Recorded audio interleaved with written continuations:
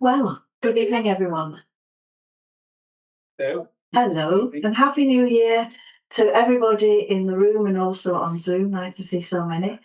I want to welcome Nick, our judge tonight, Nick Hilton from Southport, our good friend, who informs me that he is 50% Manx. I think it's a pity you're not a third Rochdale, but you're half English and half Manx, so I think we'll get a nice balanced view tonight, a nice fair balanced view from Nick tonight. So we've got 75 images, that's 25 from each club, and Nick's had a look at them at home.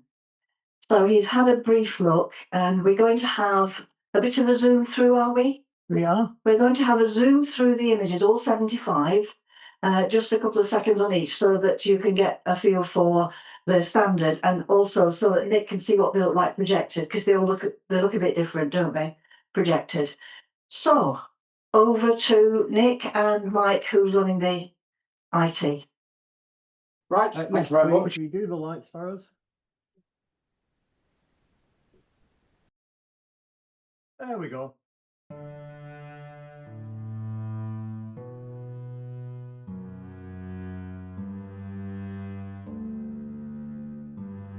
Wow.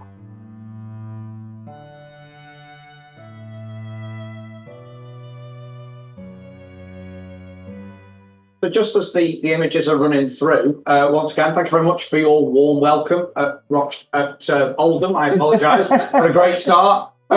Obviously, just to kind of remind people what I'm looking for as part of an image. So for me, it's all about the storytelling of the image. Once I've seen it, if I go back and look at it again, do I see something different? Are you really, as a photographer, trying to communicate to me exactly what you have seen? And then, of course, the other element of the digital projected file is the quality as well, in terms of colour rendition. If it's a monochrome, do I have a good graduation of tones all the way through?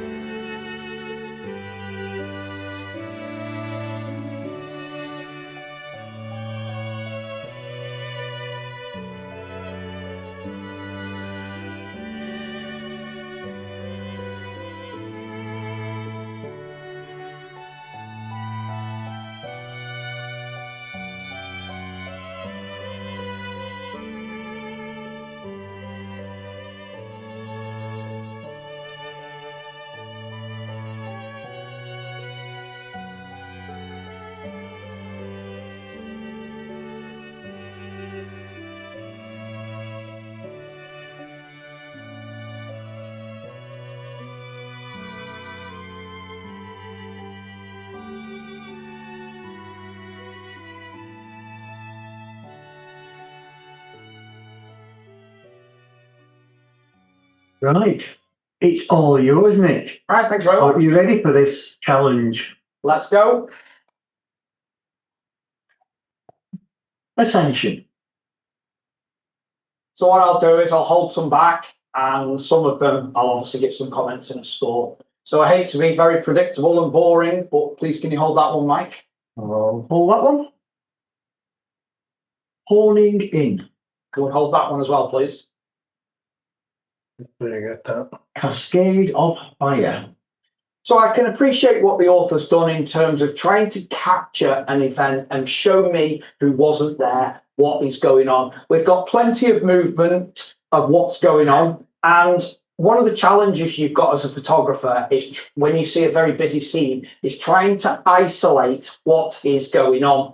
And so we can quite clearly see that we've got some burning implements, that it looks like, you know, the Viking or the person dressed as the Viking is obviously trying to move around, and obviously it's part of some kind of procession as well. Now you've got a difficulty in terms of the how intense the light is. You can see here, very, very low. So you've got a difficulty in terms of your exposure. You've got very, very low light, but then you've got a highlight in the frame, which is the fire, which gives that kind of sense of atmosphere and movement. So I think that you've coped with the exposure quite well. You can just about see in terms of a focal point, we've got the figure towards the front of the image, so we can quite clearly rest on that person. And then we've got other people behind. Some of them are part of what's been taken, and then you've also got the crowd in the background as well.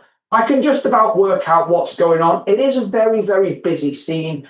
Possibly to make it stronger, I would have liked a little bit more simplification. The other thing that just catches my eye is in the center of the screen there, you've got that kind of blue blob as well. I would possibly see if you could have reduced that a little bit as well. But yeah, plenty going on, good exposure, but probably I just want a little bit more simplification so I know exactly what I'm looking at to stop my eye wandering around the scene as much. So that one for me gets 14. 14. Scatterfagger. Dungfly. So can we hold that one, please? We'll hold the dungfly. Fox and kitten. I really like the story of this, and I like that you've got two different animals as well. We can quite clearly see that the fox on the right is stronger in terms of the focal point. So we generally read an image from left to right, so we can move in. We enjoy the cat, or the kind of the forlorn look on the cat, and then we can rest then on the fox, slightly bigger in the frame, so stops my interest going out of the right hand side.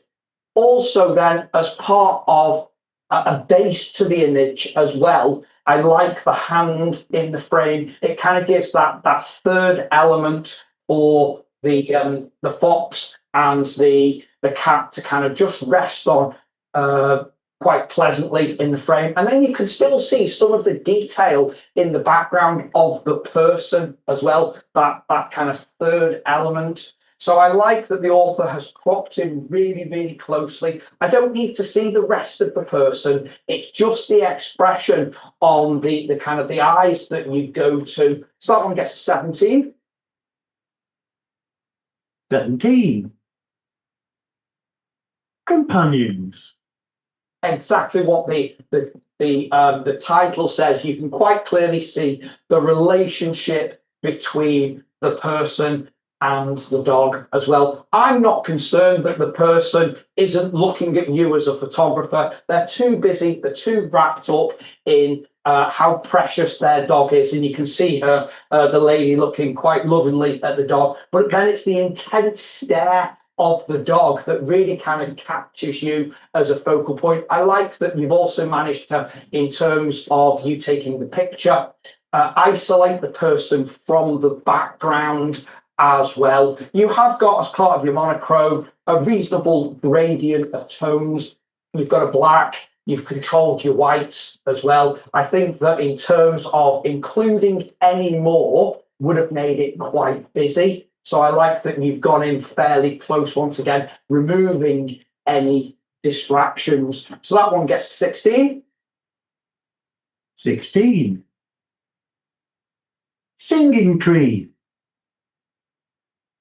You've filled the entire frame with the monument, the structure, and for me, I think it's very well rendered. There's plenty of detail. It's sharp as we would expect. It's not going to get up and run off.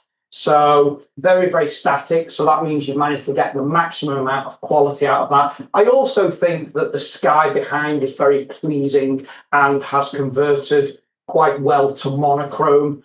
So that works. Once again, you've managed to control your highlights and still managed to get detail within your shadows as well. For me, I just felt that there were, once I'd seen it and appreciated the quality, that there were stronger images in tonight. So that one gets a 15.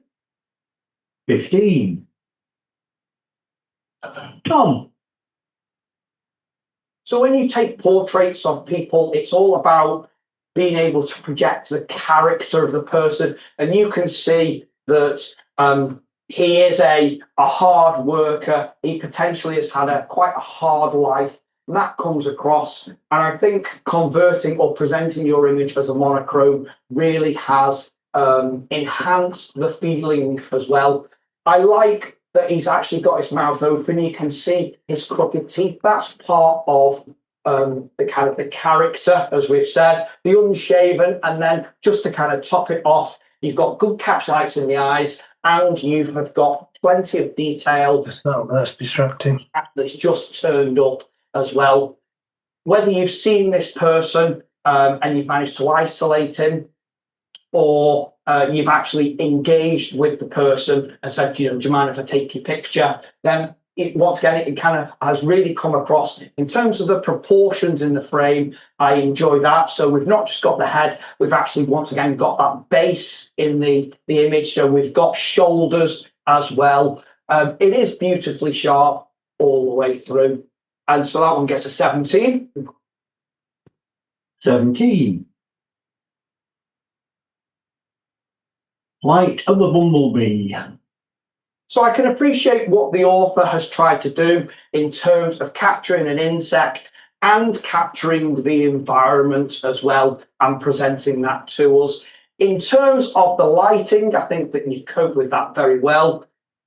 For me, though, in terms of the focal point versus everything else that's in the frame, I'm starting to find that the flowers become a little bit more dominant versus the insect in flight. I like that you've captured the movement in the wings, absolutely.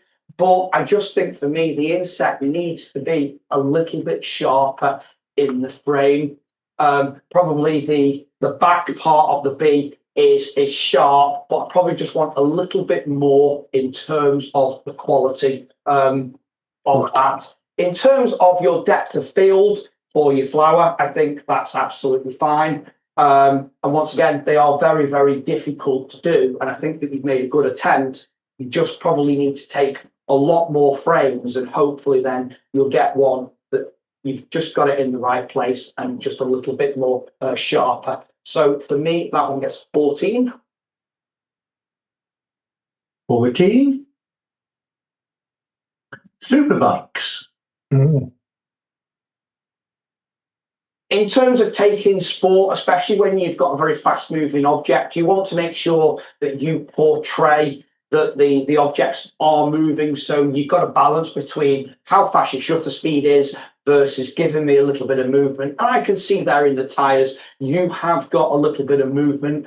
Motorbikes are moving back into the frame. So in terms of then following it from the track from that top right-hand corner, it's bending through, leading you through the frame. So you're maximizing the amount of space that you're using in your composition. I like the 3 bikes in a line. The one in the background, does it for me add any more to the image? I think that having the kind of the simplicity of the 3 in the line, that probably for me would have been a stronger story as I need. But you know, you have got that. I like that you've captured it probably at the most amount of the peak of the action in terms of just leaning into the bend as well. So that adds a little bit more dynamics to the. 15. You don't have anything distracting in the background. That works for me as well. So that one gets a 16. 16. 16. Dark hedges. So I like that in terms of your presentation, you've given me a very strong lead in terms of the image. So we don't always have to read an image from left to right. We can read from front to back. And so I can quite clearly follow that road all the way through. And the wonderful trees on the left and the right really keep my interest in. So almost act as a natural vignette. So when you force me down a viewpoint, when I move through the composition, is there anything to stop me, or is what is on the left and the right strong enough to keep my interest? And I think for me, the trees are part of the frame, part of the interest, but probably I want for me to make the image a little bit stronger, another element in the frame. Now, it's always great to say as a judge, if only someone, somebody walking a dog, something like that. Somebody riding a bike in the middle, giving me not only a focal point, but also a sense of scale of how big these trees are as well. The other thing just to kind of comment on is your conversion for your monochrome. I enjoy the base. As you just move up towards the left and the right, upper left and right, you are just starting to lose a little bit of detail, I feel, in the trees, especially the one on the left, the upper left-hand side. It's starting to lose that detail in your shadows. Maybe you could have just pulled out a little bit more. So that one gets a 15. 15. Scandinavian waxwing.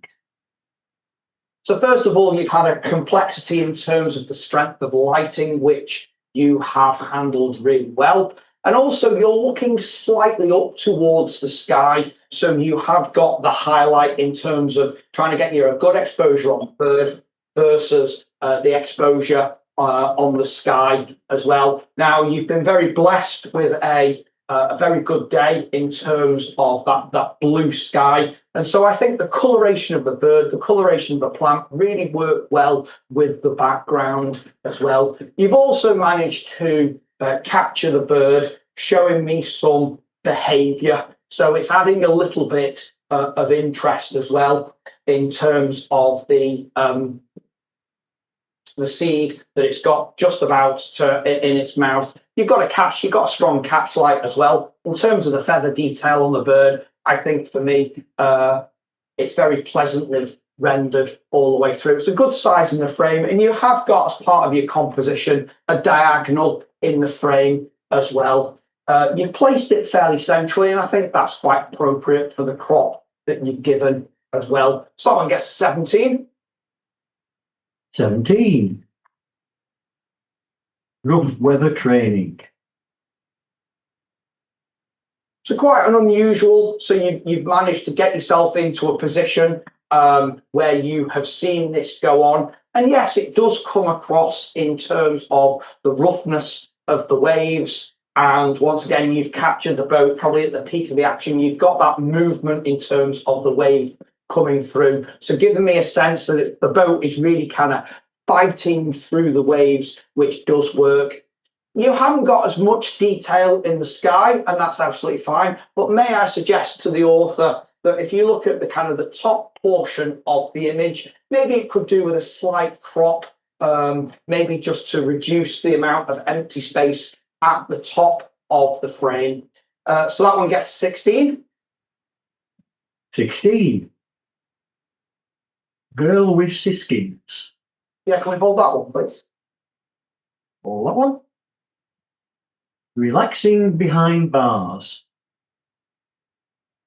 So I like, as part of the kind of a street photography theme, that you have found this character. Then you have got something in terms of where you've positioned yourself to take the person. You have got this kind of the bar, some railings. And so you've added that as part of the title. It looks like that they are behind bars. Once again, I can see in the foreground that you've got a red cone, or probably what is a red cone. And so converting it to monochrome has reduced that highlight, has reduced that distraction in the frame. So that for me works. I also like all the bits and pieces around the chair. You've got a little bit of rubbish as well. But in terms of then positioning yourself so I can still look through the bars, using that as a frame to the actual connection of the person who is busy on the phone, then for me, that really helps kind of complete the story. And the title for me just adds a little bit of icing on the cake as well of what's going on. So that one gets 16. 16. Painted lady butterfly. So the lighting here is quite strong, but once again, you've coped with it fairly well. Those kind of reds, those pinks of the flowers really kind of come alive as part of the projection tonight. That's not too bad. You've managed to then push out in terms of focus the background. There isn't anything overly distracting. In terms of your depth of field on the insect, I would say that you've got the critical parts of the butterfly sharp. So you've got 1 antennae sharp, you've got the eye sharp, and you've got probably a good proportion of the body, and then it very quickly drops off in terms of your depth of field there. But you still managed to communicate plenty of quality to me as part of the image. So that one gets 15. 15. Approaching storm.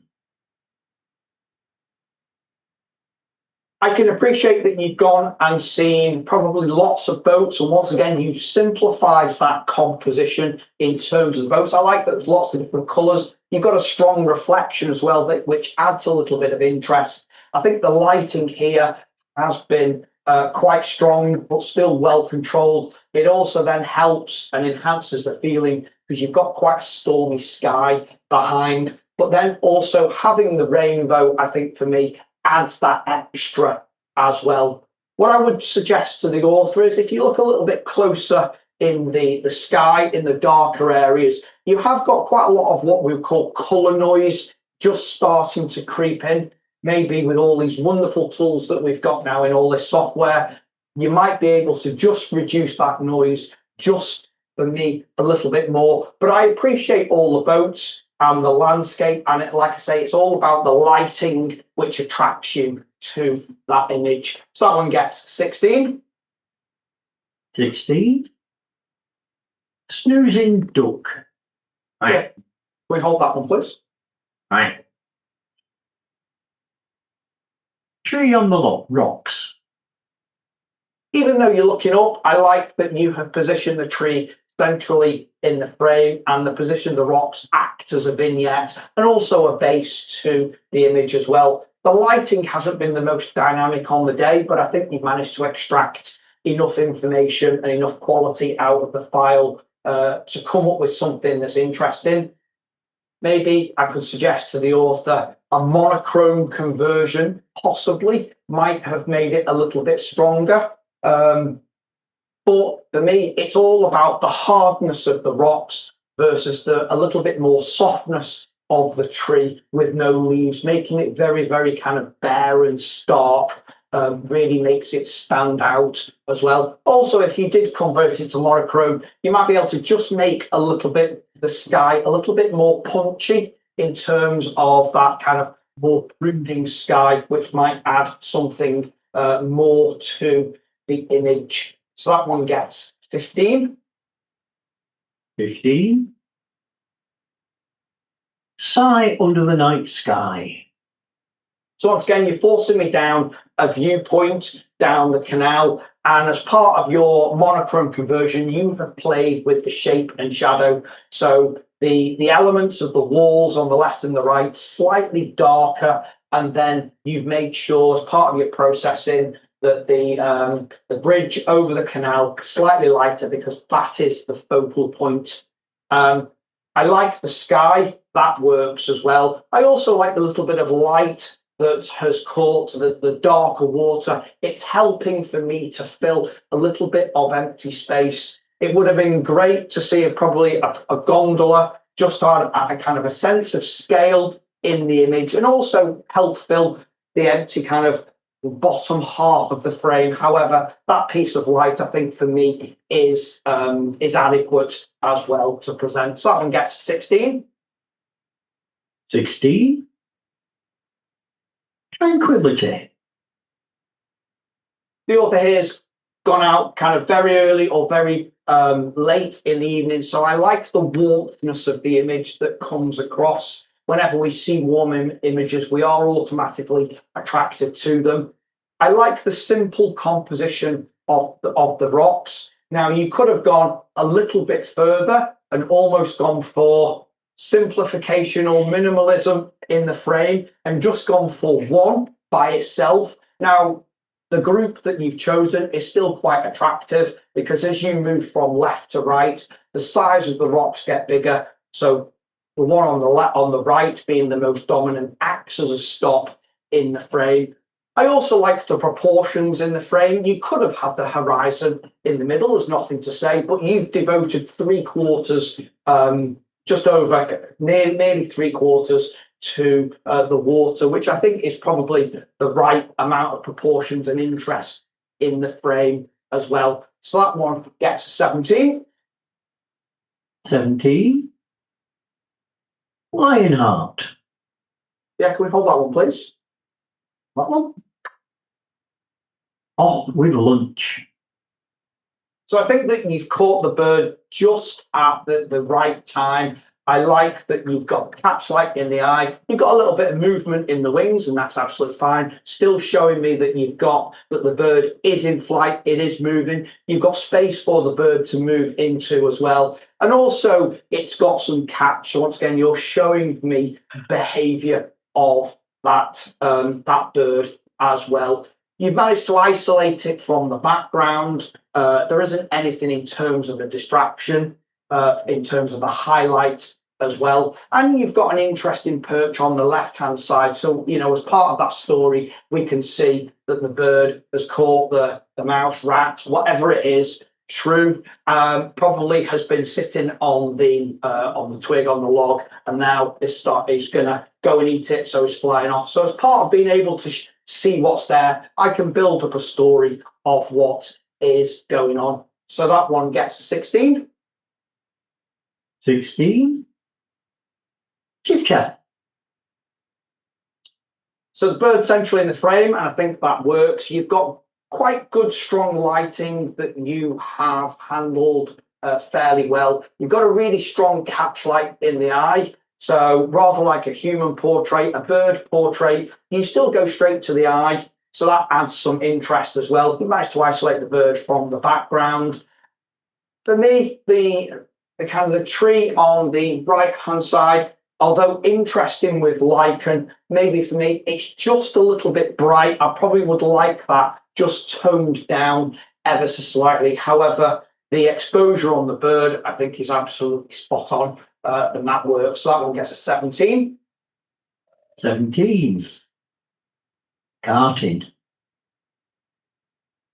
So first of all, I like that there's more than one quad in the picture. It kind of gives a sense of racing, and you can work out that one is, you know, in the lead, and they're really kind of battling for who's going to come first.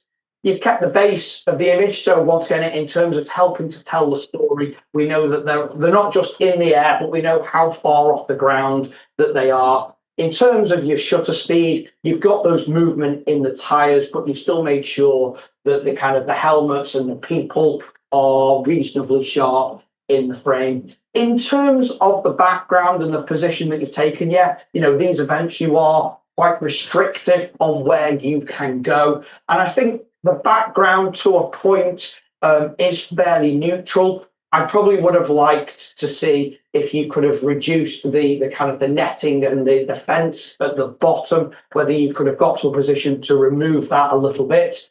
And also just in that top corner, you have got some empty sky, bald sky. So whenever you have a highlight in the frame, your eye is automatically drawn to that, and you want me to concentrate on the riders. Whether you could have should we say, enhance the trees, help fill out the gap, something like that, especially on the edge of a frame. You're dragging me away from that interest. Even a vignette, just to be able to darken it down and concentrate, I think for me, possibly would have made it a little bit stronger. So that one gets a 15. 15. Ignition. What works for me is the strong colours in terms of the base, which are then reflected into the light bulb. It makes interesting shapes and patterns. I also like the position of the bulb. It's not dead centre in the frame, so you've got a little bit of a lead in terms of the base to your subject matter. And then in terms of kind of the bulb being lit in the centre, you've got a little bit of a spark. So once again, you can kind of rest your eye and appreciate it's a pattern picture, which works for me. So that one gets 16. 16. Staying in front. Can we hold that one, please? That one. Kestrel feeding. Hold that one, please. Cheery care. I like the expression on the face. It's all about the determination. You've captured the person right at the peak. Absolutely, that wonderful determination. I also like the foot coming straight out towards you. Doesn't overpower the face. You've got good isolation from the background. And once again, you've also got the base. You've kept in the hurdles as well. So once again, showing me how high they've jumped. You've got good isolation from the background. I just felt, even though you've done a great job, the lighting probably hasn't been as kind to you on the day. I think that you've coped with it fairly well, but probably in terms of the exposure, especially on the arm on the right hand side, I can see that you've probably toned that down a little bit, but probably it just needs to be toned a little bit more, possibly. So that one gets a 17. 17. Reflections of a loch. So when I look at a landscape, generally I'm looking for that foreground, middle ground, background, giving me a sense of depth in the picture. You know, we're there and we're trying to experience, we're trying to project something that we've seen as a photographer as 3D on a 2D effectively projector. And so I think that having the reeds in the foreground, then having the lake, then having the mountains, the hills in the background, and giving me that layering as part of the interest. I think the snow adds some interest as well. And, you know, you've exposed for the snow. There isn't anything burnt out. When you get towards the sky, once again, you have got that highlight. I can see that you've tried to put a burst into it. So maybe you've taken it F11, so you get that wonderful burst as part of your shutter blades. I'm wondering, in terms of the strength of that light versus the exposure on the land, whether a crop, and you've gone for a more letterbox format crop for me, possibly would have been stronger. But you've still got plenty of detail, you've still got plenty of interest. And, you know, I do appreciate the cloud reflections in the center of the frame. So in terms of the composition, I think that you have got a composition. My eye doesn't wander around as much as some of the images that we'll look at tonight. So that one gets 16. 16. Why? So it's a good size in the frame. What kind of, when I first saw the image, is it just a little bit too big? Maybe I just want a little bit more space, but you haven't cropped anything off essential to the fly. In terms of being able to produce a macro picture, I think that has been successful. Sharpest part of the image is the eye, and that is sharp there. You have got the body in focus, but I think for me, it was the lighting on the day that for me was just a little bit too strong. That the lichen there, especially being yellow, really has started to be a distraction versus the actual subject overall. So for me, that one gets a 14. 14. Gibson Mill. So compositionally, I like that you have placed the bridge or the path through the image just off centre on the right hand side. So I can quite clearly, from that bottom left, follow the wall, then see the person, which puts the buildings into context as well. It's been a fairly bright day, and you obviously see that from the blue sky, but it isn't overexposed. I think possibly you could have just toned down some of the lighter areas, especially on the person's leg or the gravel path as well. But you've got that sense of scale. You've included everything to show me what the building is like. And as I say, that sense of scale overall. I like the proportions in the frame. You didn't have to.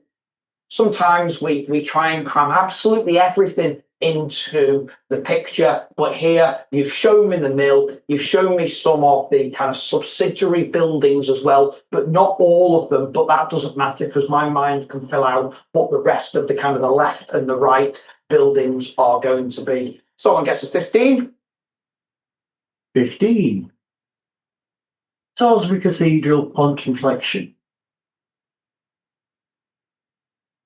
So as part of taking architecture pictures, one of the challenges that you've got is when you present your image, do you cope with what potentially could be converging verticals, or do you make the verticals vertical? And I think in this case, you've done a really great job to make sure that all of those pillars and all of those very straight lines running from top to bottom are all perfectly parallel in terms of that presentation.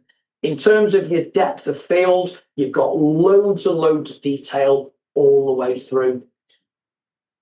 In terms of how you have presented the image, yes, you've taken the kind of the font or the water feature that's there and used the reflection and removed in some ways, where the horizon is, so where the reflection ends and where the building starts. And in some ways, you've got that perfect reflection. So do you want to make kind of the one half slightly different to the other, more different? Or do you just want it perfect so you can turn your image upside down and it looks exactly the same? I didn't know whether having a gap in between to see the edge of the water versus more of the building, in terms of playing with those proportions, instead of just almost, as I say, mirroring the top half, might have just added a little bit more, but I still appreciate all the quality. It's really well exposed, loads of detail all the way through. So that one gets a 17. 17. Kevin's Light. So when you take images as a photographer, we see in colour. So when we convert things to monochrome, we take things away. Now we've seen the one in terms of the person taking through the barriers, and I said, convert to monochrome, you've removed the redness of the cone, which would have been a distraction. I think here you've taken too much away. So with monochrome, you're only left with shape and texture. And here, I probably would have liked to have seen the warmthness of the light coming through, especially if then it just added a little bit more to the base in terms of catching that a little bit more backlight to those trees here. It's very, very dense in terms of you've just got silhouettes in the base. So for me, I don't think presenting it as monochrome, you've really got the best out of the possible composition. Also, I go back to what I said when we were first running the slideshow. Once I've seen it, do I want to go back? Do I see something different? And I think in terms of that, as I said, looking for that story, it's probably not as strong as some of the others. So that one gets 14. 14. It finally happened.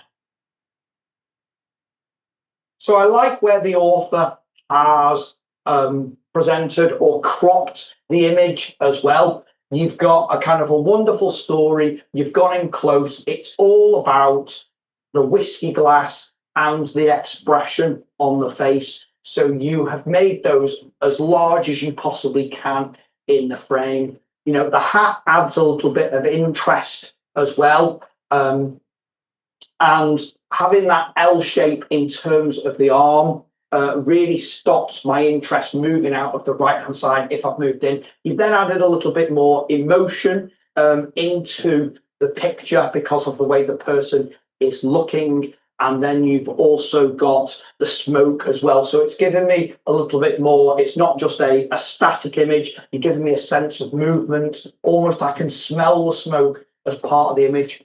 You know, apart from the end of the cigarette where you've left as colour, everything else is monochrome. And I think here that's been a good choice in terms of presenting it as a monochrome file. So that one gets a 17. 17. Fighting goldfinches. Can we hold that one, please? Hold that one. Morning reflection. We hold that one, please. Dragon's eye. And that one. Yin yang. And that one, please. Yeah, another dung-fly. We hold that one as well. Nature's art. So I can appreciate what you've done in terms of finding a pattern picture.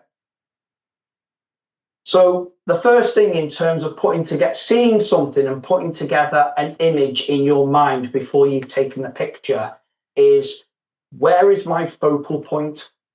And as part of this, yeah, absolutely, you can see all those wonderful kind of patterns in the ice. But I think for me that there are too many stones. They're all the same. My eye goes round the picture. It doesn't actually rest on something. So I think compositionally, it's not as strong as some of the other pictures. I think if you're taking this type of image, especially in competition, you probably have to go a step further and almost go abstract. Or take several pictures and put them to you've got wonderful abstract shapes in there.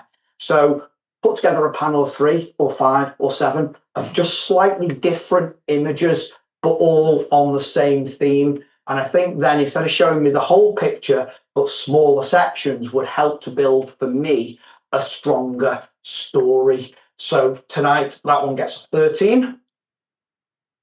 13. Victoria Barbs. Or baths, as we say around here. So I like the story that is there as part of the window, as part of the rendition of the colours as well. I think that they're fairly natural. You've taken the subject in suitable lighting. I think if the lighting was any stronger, you'd lose some of the detail in the window. I think it's been, like I say, well presented in terms of that panel of 3 altogether. When you look at competition images, the higher that you use your images, then what judges are looking for is something of the photographer put into it as well. So taking pictures of, shall we say, people's art or what's already there, yes, it's fine. It's dare I say, a record picture, but you want to take it a step further. So absolutely go out and take pictures of people's art. But sometimes, you know, for example, we see a statue and then we put a human context to it as well. So we kind of add it as part of an environment. When it's just a picture of somebody's art, it's not as strong compositionally or in a competition as other pictures as well. But I still appreciate the quality that's been presented. So that one gets a 16. 16. Contemplation. Exactly what the title says. You know, one of the things that we as judges always kind of have a dilemma about is, do we need titles for images? Does it add something? I can quite clearly see that this person is contemplating without the title. So yeah, you've managed to communicate that to me. I also like that you've got a little bit of a frame to the image as well. In terms of then when you have got elements that are out of focus in a frame, you've got to make sure that they're not too distracting overall. So I appreciate the tree on the right hand side, but is it becoming a little bit too dominant because there's so much of it out of focus in terms of that? But when you go through to the actual person, that has come across. They are where they are, but you've managed to get yourself into a position where you don't have anything else distracting around. You've just got the character of the person contemplating. So that one gets a 15. 15. Grey wagtail. Yeah, can we hold that one, please? Okay. Tasha.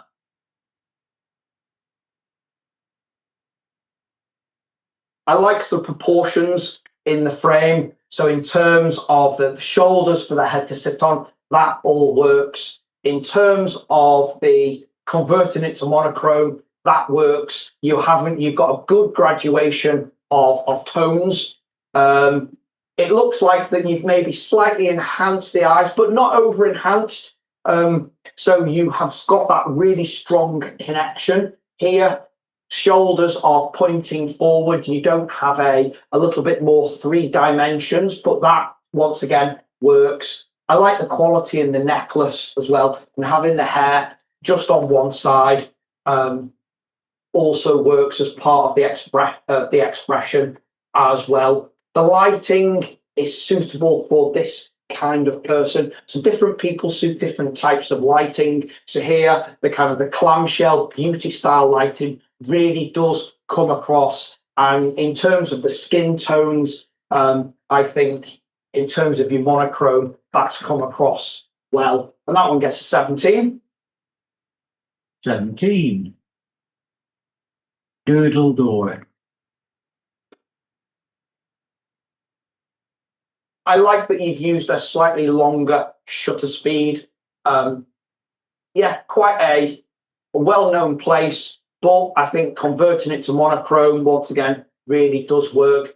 You've kept, in terms of the proportions, a little bit more in the sky than the base, but you've managed to still fill that in terms of the movement of the clouds to kind of the upper left, upper right as the kind of the streaks of the clouds work. Then you've got the movement of the water, but then that's contrasted with a bit more solid of the shore itself of the rocks. So you can move in, move to your focal point and rest on the arch. Once again, you've stripped out all of the colour, so it is all about shape and texture.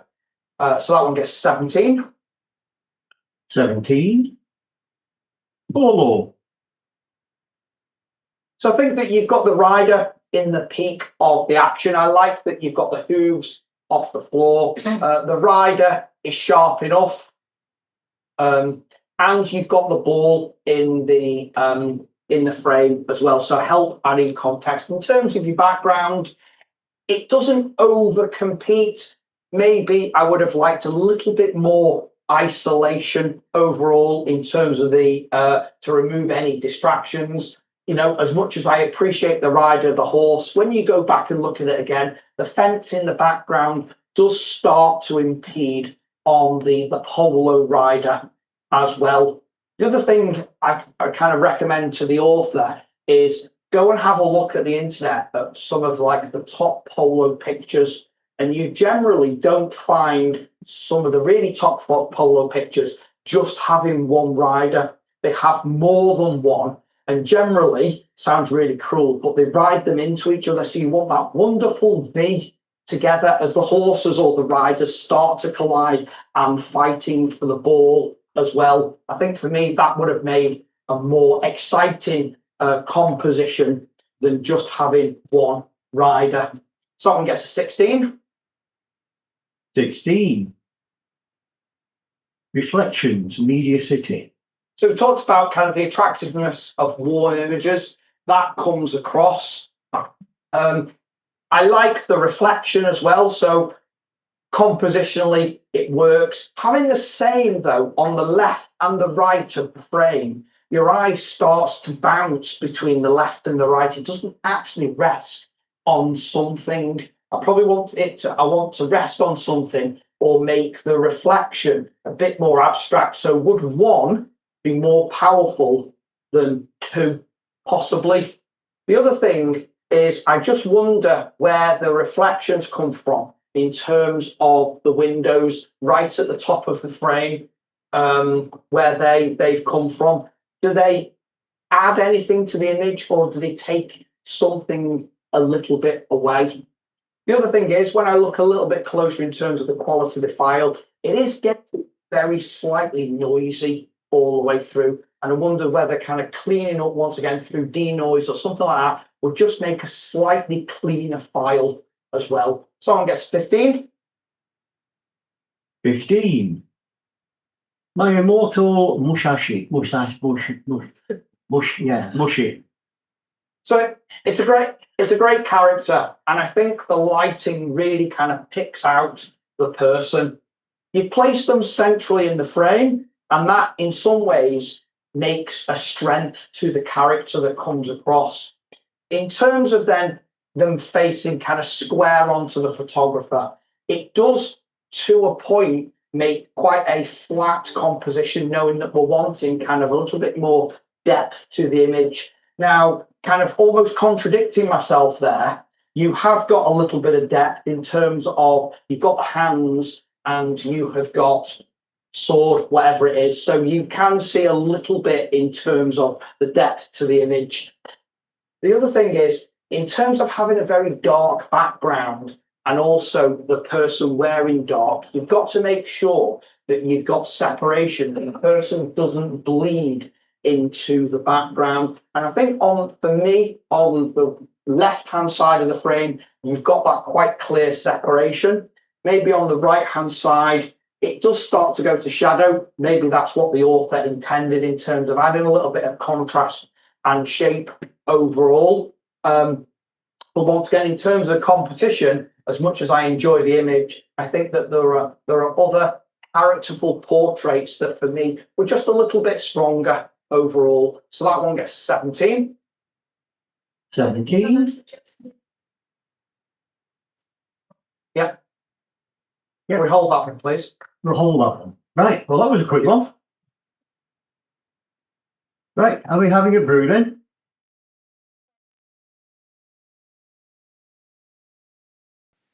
Okay. There we go. Right, we're all back and away we go. Crucible.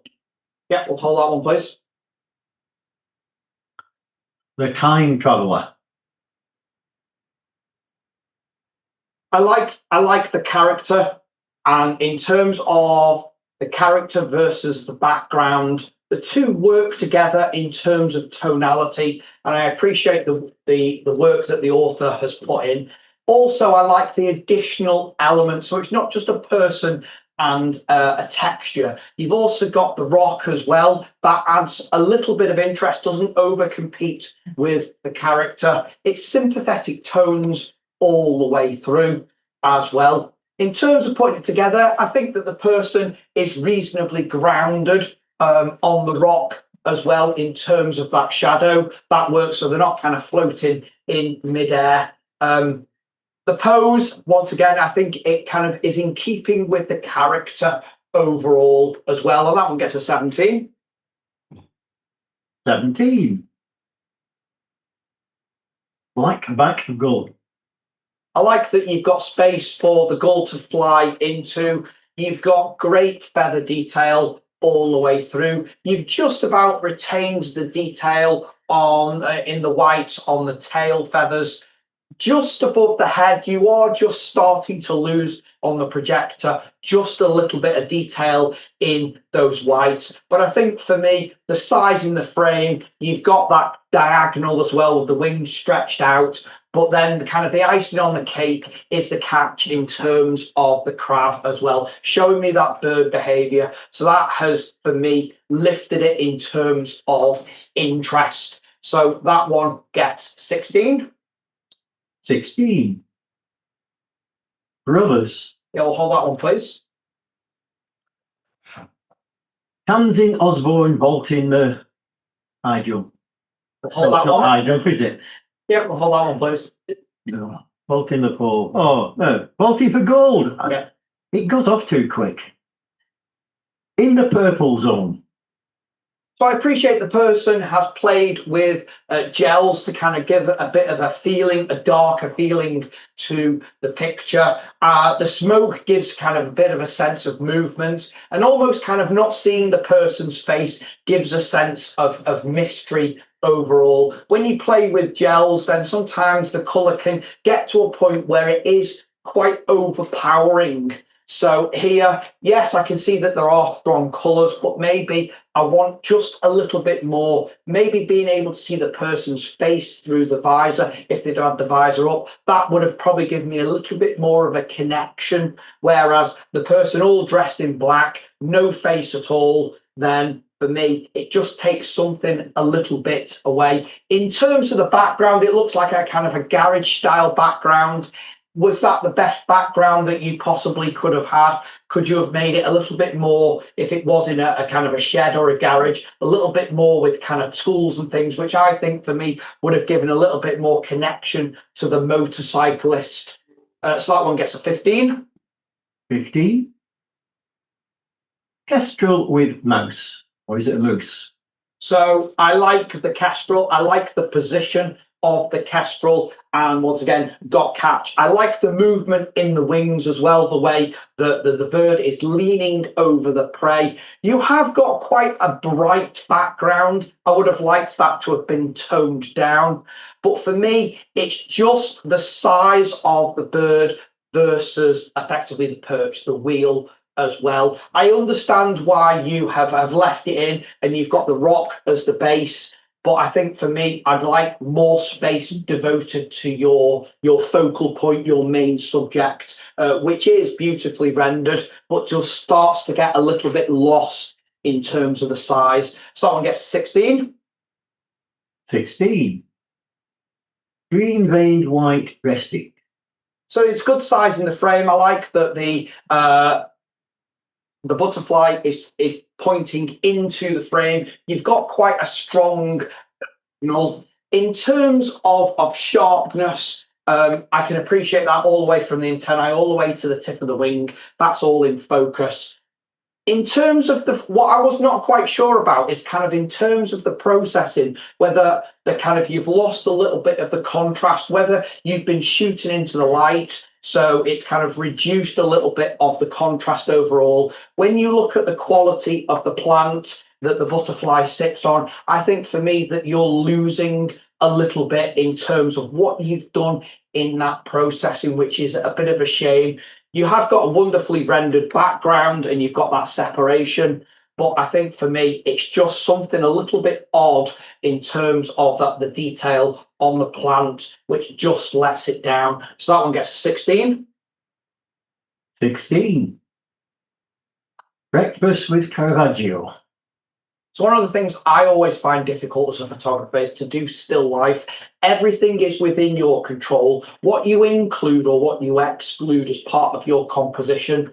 So everything has got to be connected to everything else to help tell a story. And then to add on top, it's all about lighting and how dynamic you can light whatever you've got as part of your still life subject.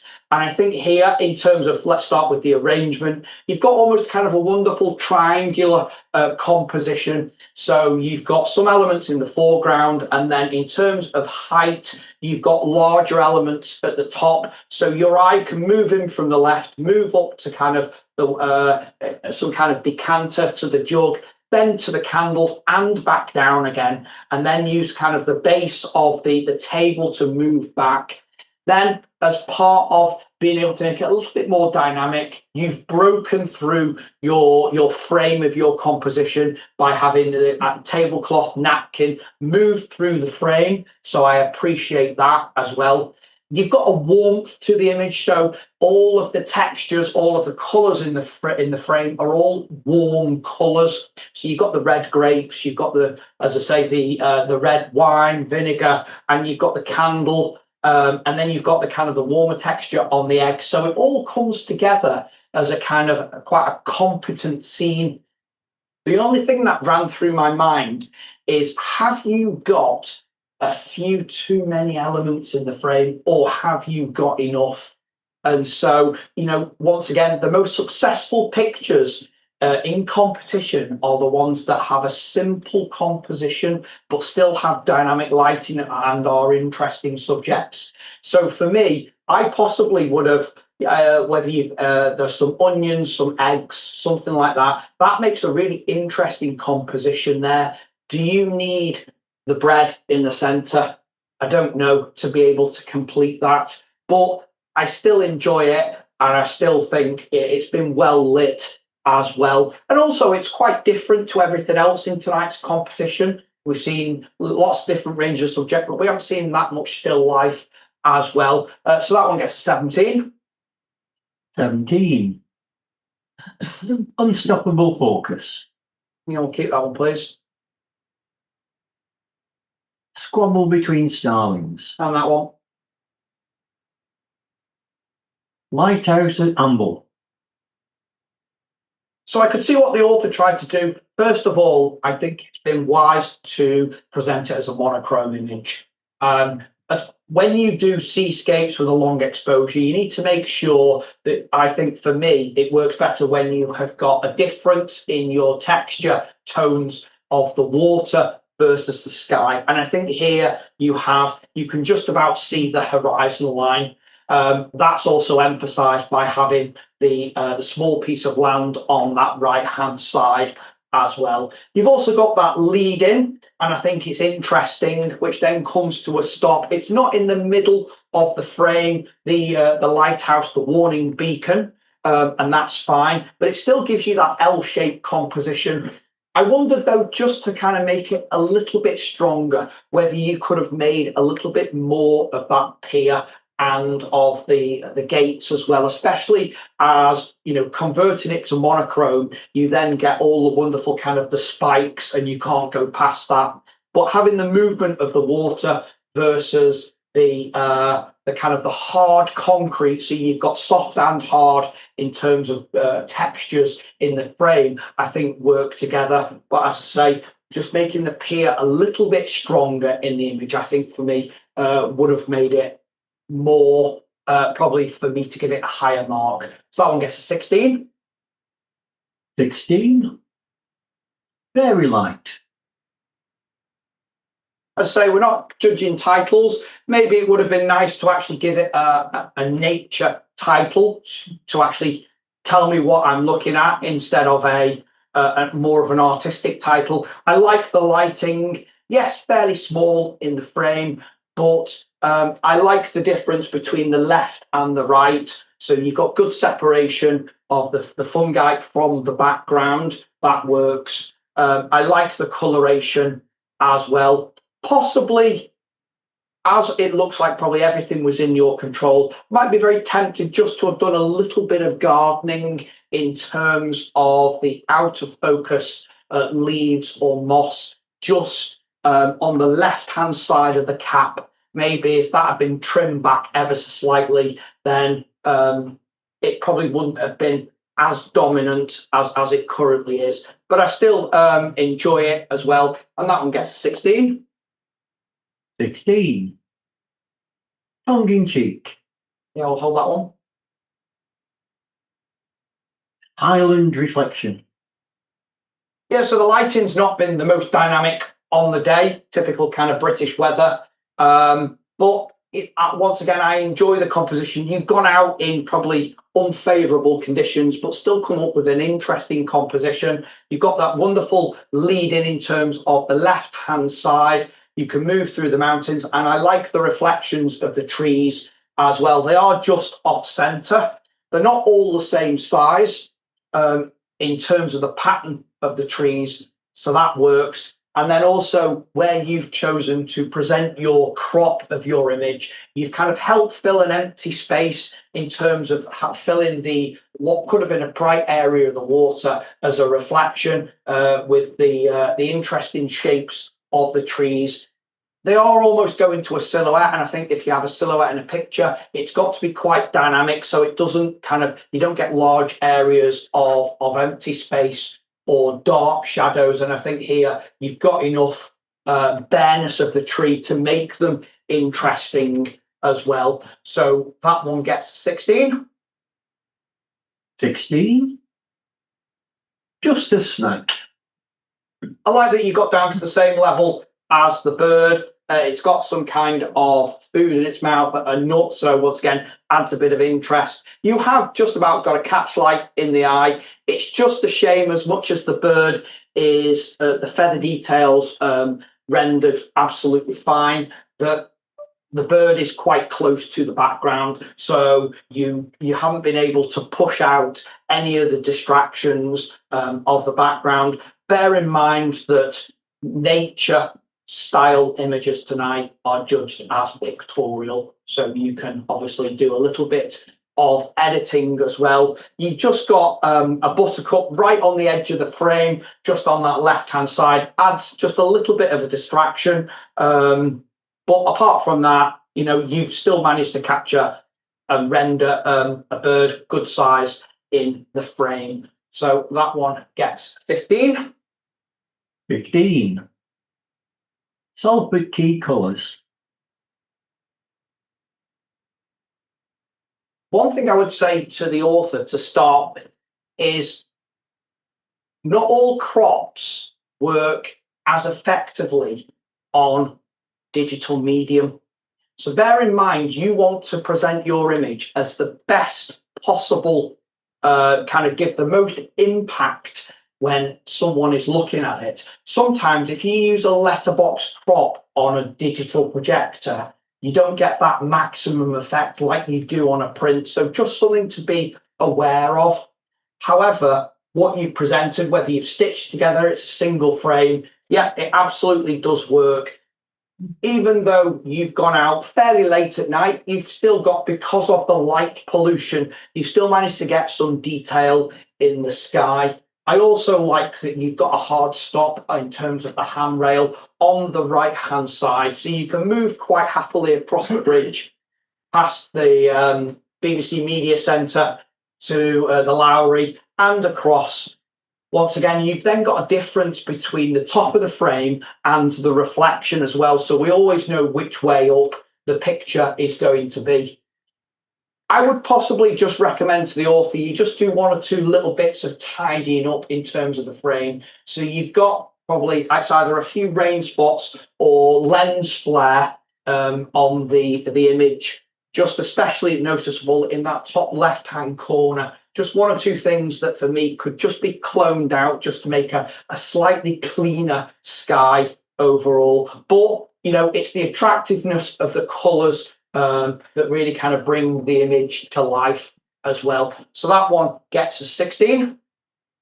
16. Calm sea at sunset. I like the recession in the picture. Once again, you've gone for that darker base, and then you start to move into from a kind of almost a colder sand to slightly warmer in the centre of the frame, all the way up to the sky. You've got that kind of the wonderful 3 as the rocks get bigger in terms of the recession in the frame as well. You've got a bit of movement in the water, so it makes it quite a pleasing and restful scene overall. So that one gets a 17. 17. Joanne. So Joanne's quite central in the frame, so it makes it quite a dominant composition, which is absolutely fine. In terms of, first of all, the crop, I think for me, I would have liked a slightly wider crop. I don't mind the hand in the picture, but probably I want a little bit more shoulder in the picture for the head to rest on to start with. The other thing is, in terms of lighting, I think for me, it's just a little bit strong, maybe in kind of old photography terms, half a stop, just or 3/4 of a stop, a little bit more underexposed. I like that you've got the Rembrandt lighting, that works, and you've got catch lights in the eyes, but I think for me, just a little bit more space round and a little bit toned down in terms of the exposure for me probably would make it a little bit more of a pleasing image. So that one gets a 15. 15. Red kite on the hunt. I like that the bird's flying back into the frame. You've still got connection in terms of the eyes, the beak open, kind of giving a little bit of an expression. You've got good feather detail as well, and that's kind of strong diagonal in the picture overall. That one gets 16. 16. Skier. I like the expression on the skier, and I think as part of trying to tell the story, you are never ever going to get the skier as the water skier as quite a large size in the frame, and the boat as well, because of the distance. So, you know, concentrating down on the skier, I think, is the right thing to do. You possibly, for me, could have gone a little bit tighter crop overall to get maximum impact in terms of the expression, and then almost just having a complete background of water and water spray, I think, for me, probably would have made it stronger. I didn't really need to see all of the trees or the path behind. So that one gets 15. 15. Autumn girl. So I like the softness of light. You've got the warmth of the colours, not just on the skin, but also in terms of the arrangement of the flowers in the hair, and also in the dress that she's wearing as well. In terms of, once again, the lighting, very, very suitable for this type of person. In terms of the crop, is it square? Yeah, it's a square format. And so I think that works as well. You've still got space to be able to move into. But once again, it's the eyes that have been really kind of enhanced that you really go to as well. Even though I've commented on it, still hold it back. Beyond his limit. Yeah, we'll hold that one. Betrothal.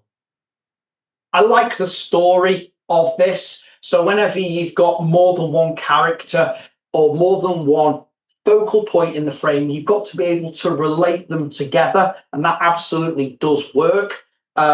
And you can relate them in terms of, you know, the way that they are, first of all, positioned, but also what they're wearing. That connects them together as well. In terms of the lighting on the skin, I think that's suitable. It looks like the author possibly has enhanced the young lady's eyes just to give maximum effect, and that does work for me really, really well. And then you've got the slightly stronger element in terms of size and also shape and texture and darkness on the right hand side, so that acts as a kind of a stop on the image. And then the background, it doesn't compete, it just adds something a little bit more and gives kind of a more Tudor style feel to the image as well. So as this one, correct me if I'm wrong, is the last image of that. Where are we? No, we've got another one after this. Oh well, this is, so I'm going to put the author out of the misery now and say this is my first 18. 18. And Viking detail. Like I say, one of the skills of photography, seeing a very busy scene, then use your position as a photographer or the length of lens to isolate down details and simplify things. And so, yeah, you can absolutely see that. And what you've chosen is interesting. I like the hand. It gives the sword a sense of scale in the picture, but it's the detail of kind of the sword and the rings, and also the kind of the wonderful embroidery on the coat. That's what the author has seen and has thought has been interested, and absolutely it is. You can see all the kind of the wonderful patchwork that's gone on there. So yeah, I appreciate that. In terms of strength of composition, once again, once I've seen it, I think for me that there are slightly stronger images that help tell a kind of a stronger story overall. So I guess 15. 15. And that was the last one, and you held back 23. Would you like to see them on the? Yeah, just go for the straight for white box. Yeah. Let me stick them all on.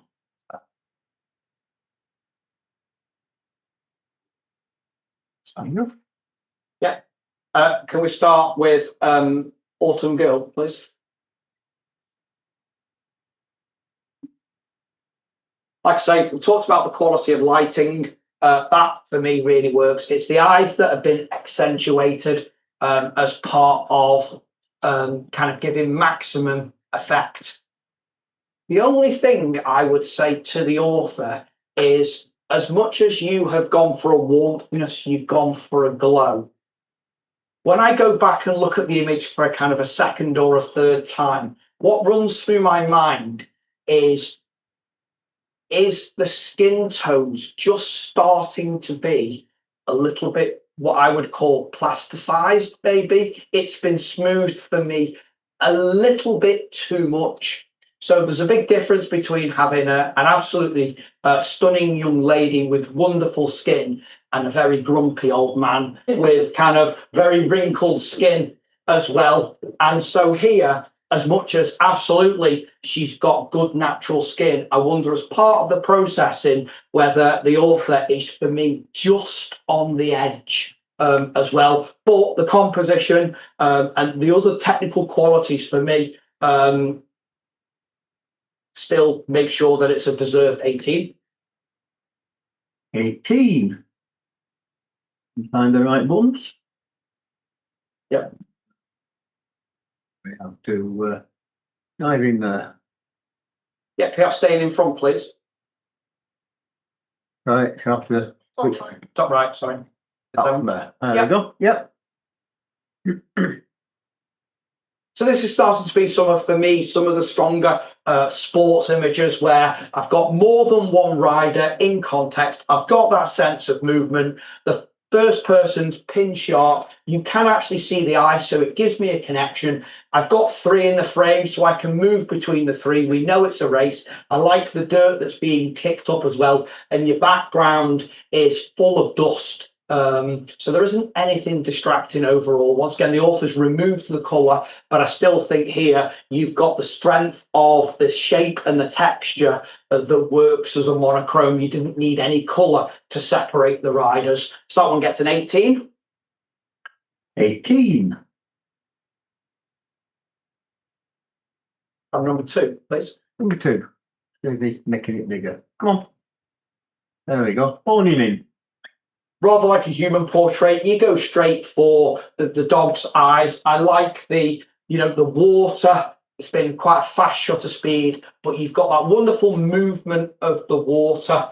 We know that the dog is absolutely coming forward. It just, as soon as it comes up, it immediately hits you in terms of a composition as well. As I say, the wetness of the dog and the fur really kind of adds to the overall character. And that is my first 19. 19.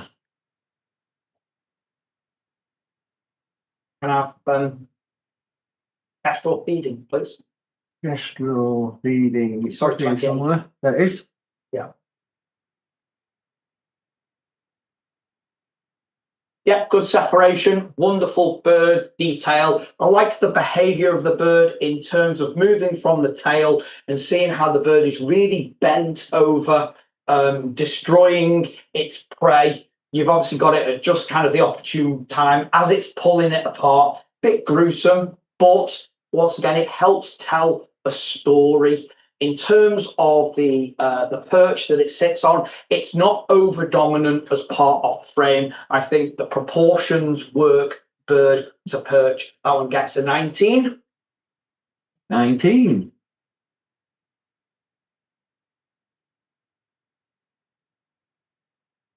Can I have Lionheart, please? So I talked about having kind of characters help telling a story. In terms of kind of the lighting on the character, it's gone a little bit harder, and that's in keeping with the character. Once again, the eyes, that's what you go to. In terms of recession in the picture, knowing that it's a 2D image for us, but you want to project it as you'll give a perception as 3D. I think that's come across. You've got the hands that are quite dominant closest to the photographer, but it's not too dominant that you can't get past it. You then move from the hands and see the sword, and then think how I can connect the character to the sword. And that works in terms of the chainmail. Then obviously the wonderful beard. The face is the lightest part of the image, so that's what you go to. And then the background, once again, doesn't overcompete. It enhances the story overall. You can see the castle, you can see the mountains as well. And so tonight, that one gets my first 20. 20.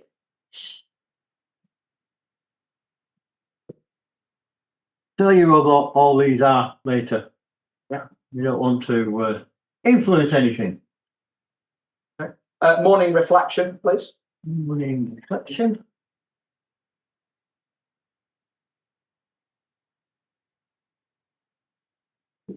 I like the wonderful reflection. In terms of the lighting, yes, it is brighter behind.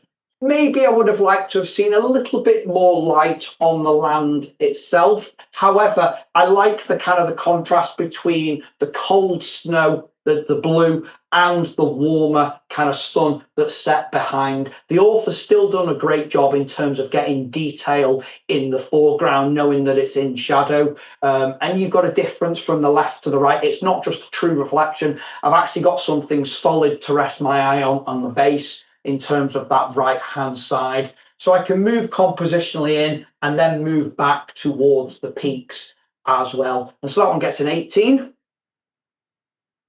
18. Have snoozing duck. Snoozing duck. I think what really works is that you have got down to the same level as the bird itself. You've still got the eye in terms of a portrait, so you can still go to it. Once again, the warmthness of light really has enhanced the colours and the feathers on the bird. You've got a really great reflection. And then in terms of separation of the bird from the background, you've absolutely got that as well. And so that is an 18. 18.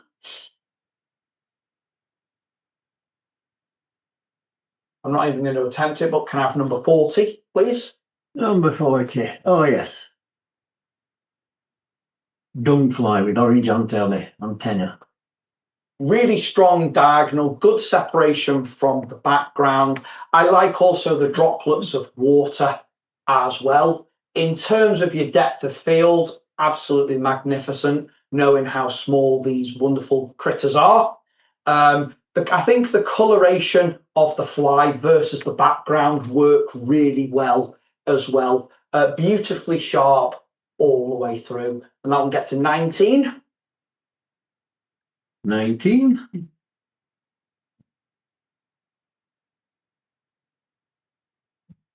Can I have root fly, root maggot fly? Root maggot. Yeah.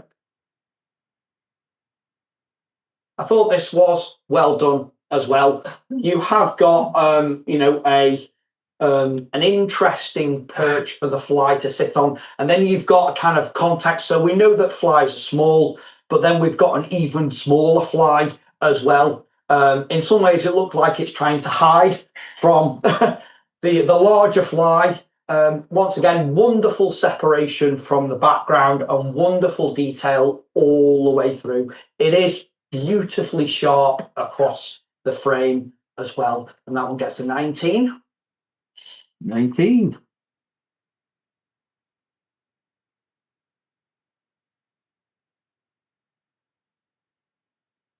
Can I have Crucible, please? Number 51. It is a very unusual sport photograph. And I looked at this a few times and thought, how could the author have presented the image any more dynamically? And I don't think that they could, because when you photograph this, obviously you've got your three elements. And I thought, well, actually, can my mind connect the rings to the person, knowing that I can't see a physical connection in the frame? If the author had kind of zoomed out a bit more and I got more of the frame, I wouldn't have had the impact of the actual person themselves. It's such an unusual position that it automatically makes it dynamic. You know, you've still got it looks like the chalk that's coming off the hands as well, still giving me a sense of movement. As I say, in terms of your composition, you know, you've got wonderful triangles all the way through, wonderful separation from the background as well. So that one gets a 19. 19.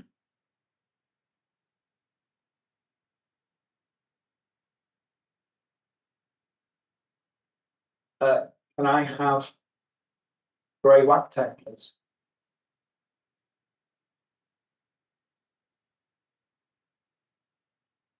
In terms of the proportions, the size of the rock versus the bird, I think that really works. The lighting has been absolutely fantastic to me on the day as well. In terms of its catch, that works. It's slightly unfortunate that a little bit of I think it's a mayfly, is just crossing the eye of the bird itself ever so slightly. Really, really minor, but the wonderful background as well. And what I also appreciate the background is it's not just, if you look very closely, it's not just a single tone in the background. You've got slightly darker areas and lighter areas as well, very, very slightly. And so I really enjoy that. As I say, it's beautifully sharp all the way through as well. You know, we've got some wonderful nature pictures, so they all start to compete between themselves. But I still think for me, it's a worthy 19. 19.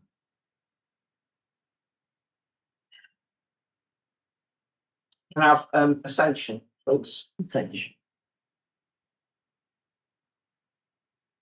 Once again, you know, seeing somebody at an unusual angle in the frame automatically gives it quite a dominance overall. You know, you've got a wonderful expression. I like the hands in the position that they are. You've got wonderful separation as well.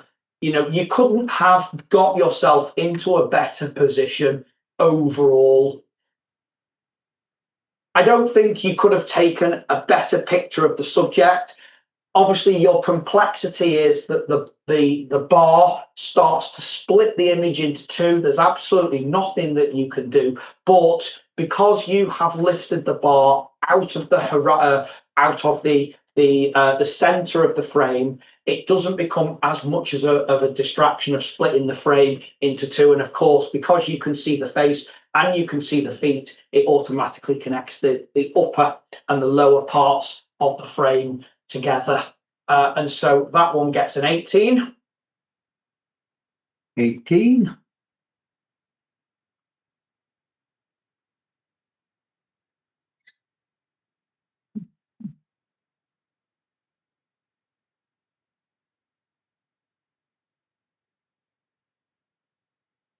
That's fighting goldfinches, please. 19 goldfinch. Really, really strong diagonal. Also helped here by kind of the blueness of the sky.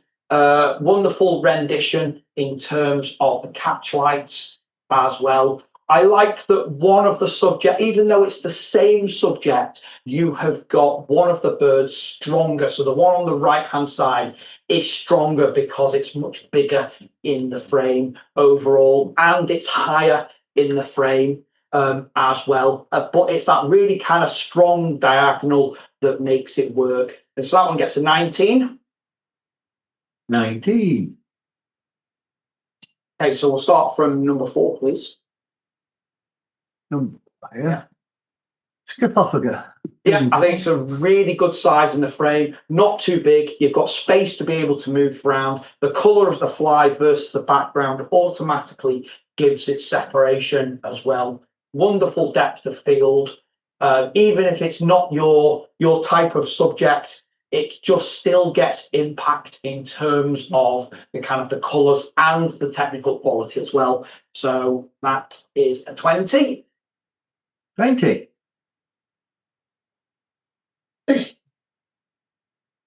14. 14. Girl with Siskins.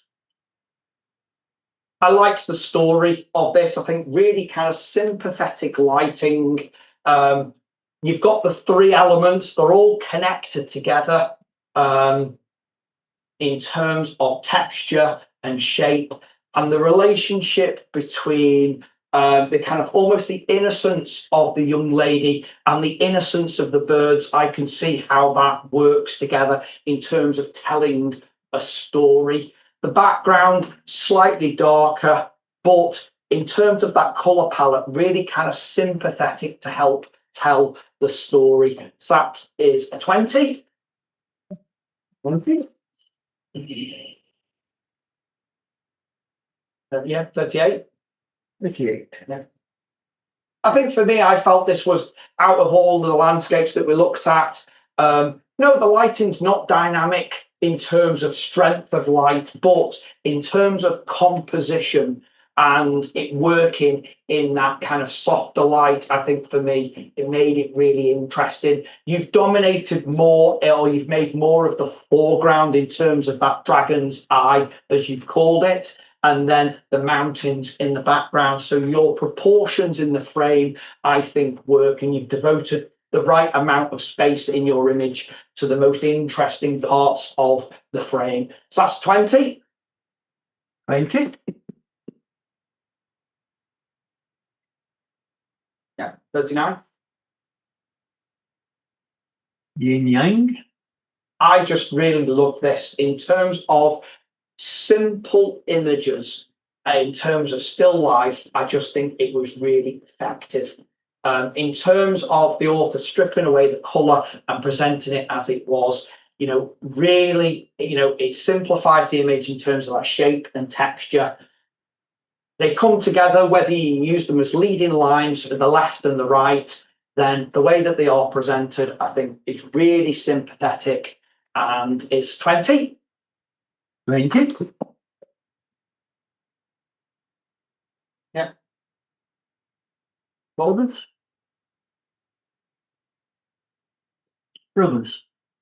I like first of all, like the base. I think that is proportional to the size of your composition overall.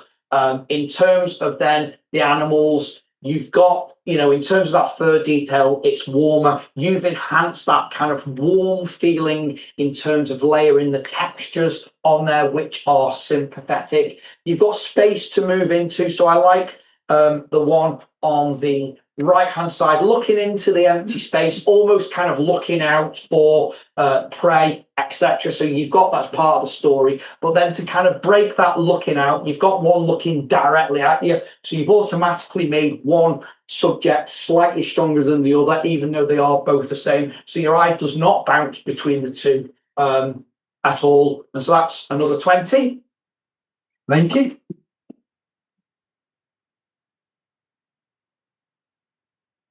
Tamsin. Yes, please. Tamsin Osborne, Vaulting for Gold. As judges, we see lots of sport pictures, and so trying to come up with a slightly different viewpoint always then can work to your advantage. And I think this is exactly why I kept this image towards the end. In terms of telling the story, you've got that wonderful lead-in of the pole. It's the expression. You've caught it for me just at the right time in terms of, we know that she's going to make it, but you've still got that kind of sense of tension. You can see that she's the lady's gritting her teeth. She's glad that she's made it. The movement's been enhanced because of the hair as well. And then in terms of the angle that you've chosen to present the image, in terms of the supporting bars of the high jump, yes, you have cut, almost kind of scissored the person in half, but that doesn't matter. It makes it interesting, and also it gives it a base to the image. It's not just somebody in the air with a pole. You've connected them to something solid on the ground as well, and so that's another 20. Thank you. Unstoppable? Yes, please. Unstoppable focus. So we've already seen another one which I gave 18 to, and I felt that one where the bar was a little bit more dominant in the picture. For me, this bar isn't as dominant, but you have still got the bar as part of the story in terms of they're working the bars, but it's just the expression, first of all, of the person's face. And then it's almost symmetrical on the left and the right. And that's what kind of really makes immediate impact. They're in the center of the frame. You don't have to use the rules of thirds. If it deserves it, put it in the middle of the frame. But both the extremities of the hands and the feet are all stretched to their absolute maximum. And that, for me, kind of shows the amount of effort and gives it that kind of impact. So that's a 20. 20. Yeah. Squabble? Yes, please. Squabble between starlings. Yeah, and as I say, you've got one stronger than the other in terms of the starlings, which I like. You've got a darker background, but I think the quality of light and kind of the expressions on the starling's face as well, to say, I am really fighting. Look how sharp those beaks are as well, and the quality that's come across from what the author has managed to capture. So that's 20. 20. Yeah, tongue in cheek, please. Tongue in cheek. It's just dynamic, just in terms of capturing the expression on the face and the tongue coming out. That is just, for me, it immediately jumped out to me. When you go through images as a judge, you always get one or two that you immediately kind of just have that absolute impact that, if they were in an open exhibition, then, you'd be looking to press that 5 button immediately. Some of them you have to kind of think about and work. But for me, what is the icing on the cake is the rain, and the rain on the hair. That's what gets me. So once again, I've talked about I wanted a story. And so, yeah, when the image comes up, you say, oh, yeah, he's got this person's got a determined face. You can see the tongue. That's really obvious. But then if I look away and I look back again, I see the water on the hair. It's another part to the story, but then I can go back to and think that's why he's got his tongue out, really, because he's absolutely knackered running in the rain. And then also the position of the foot as well. Once again, it's another element that adds to the story, but I can always go back to the face. And so I think this is an incredibly successful image. So a well-deserved 20. Thank you. And you want this one now? Yes, please. There we go. Beyond his limit. When we've talked about in sport, maximum effort, really strong diagonal, the expression on the face, and if the racket had been closer to the body, it wouldn't have had as much impact. But it being absolutely outstretched, but the person all being very solidly anchored to the ground in terms of the wheelchair, it kind of adds to the interest. And then you've got the ball in quite a natural position. It's not just right at the edge of the frame. It's quite comfortably in the frame. We know that it's just hit it. So as part of you taking your sequence of pictures, I think that, once again, I think you've presented the strongest image out of that section, knowing that you've probably taken a burst of images. You've got a background that, once again, is non-descriptive. We know it's a tennis court, but having that darker background allows that monochrome conversion of the character really to kind of pop out from the image. So once again, another well-deserved 20. Thank you. Oh, that's all of them. No. I will do that. I'm going to pick up the microphone. You got that one? I've got this one. Yeah. Do a little bit of, right. Yeah. That's very noisy. Sorry. If Not we a good place to stand. Stand somewhere where we can see you, instead of in the middle of the room, if you wouldn't be so kind, and not even the speakers, and you don't squeal as much. Is that all right? Because Yes, that's wonderful. good. That's good. See whether images If scoring. we could have all the 20s. Yes, and shall we have the names as well? Yes, why don't we? Let's do that. Let's tell it to put them on. And I'll see it. Oh, that's the one. And scores. Well, we don't want the score. You come up. Right. Yeah, just images scoring 20. Come on. Come on. Do it. All right. I've got a request under the screen. Right. There we go. Can we put them on the light box? Put them on the light box. I think Mike is wondering where I'm going with this. I am, because That's all right. Well, if we could put all the 20s on the light box, that would be fantastic. Because before we go to the scores on the doors and the votes of thanks and so on, usually when we have this three-way competition with the Isle of Man and Rochdale, we ask the judge to pick a favourite at the end of the night. And I don't know if you were asked to do that.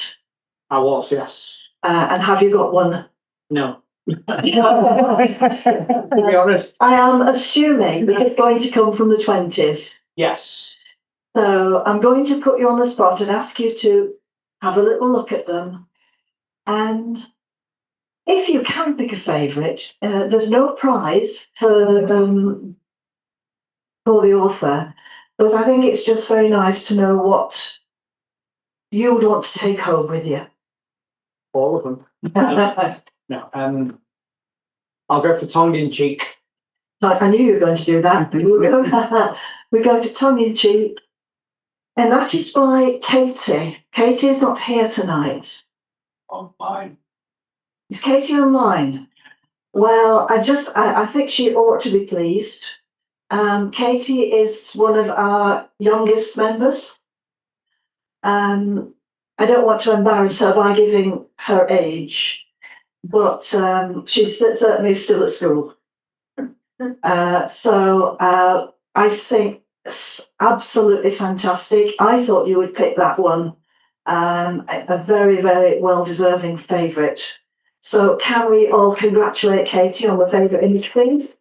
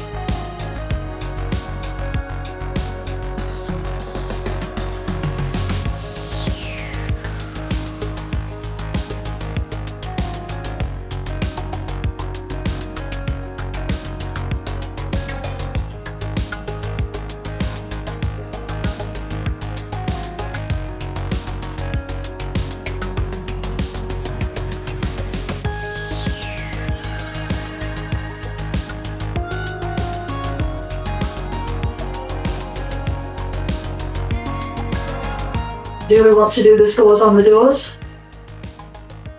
I suppose so. We could do. Let's have a see what happens.